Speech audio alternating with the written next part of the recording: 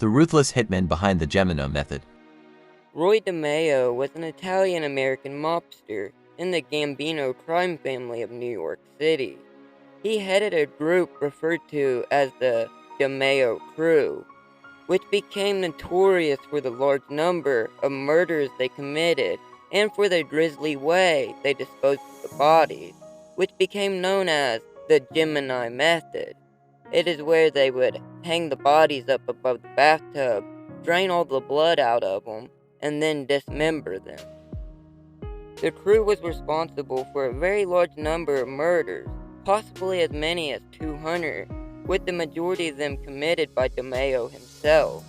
So yeah, he wasn't a very nice guy.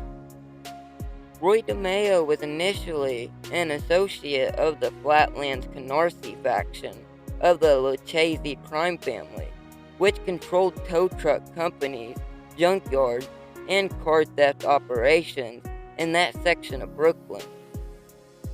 Anthony Gaggi, a soldier in the Gambino crime family, noticed DeMeo in 1966 and told him that he could make even more money with his successful business if he came to work directly for the Gambino. Through the late 1960s, DeMeo's organized crime prospects increased on two fronts.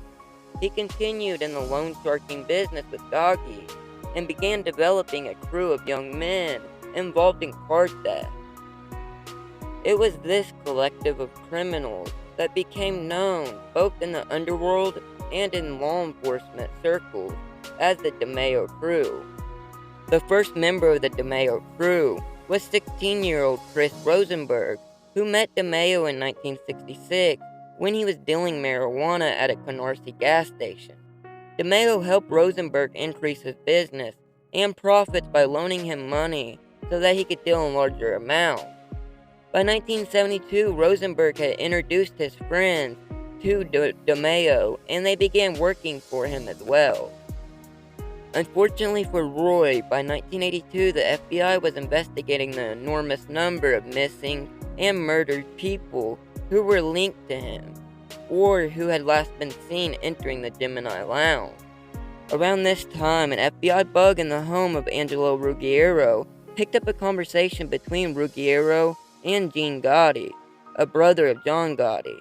They were discussing how Castellano put a hit on DeMeo.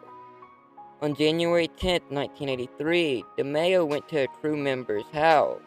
10 days later, on January 20, DeMeo was found in the back of his Cadillac, dead.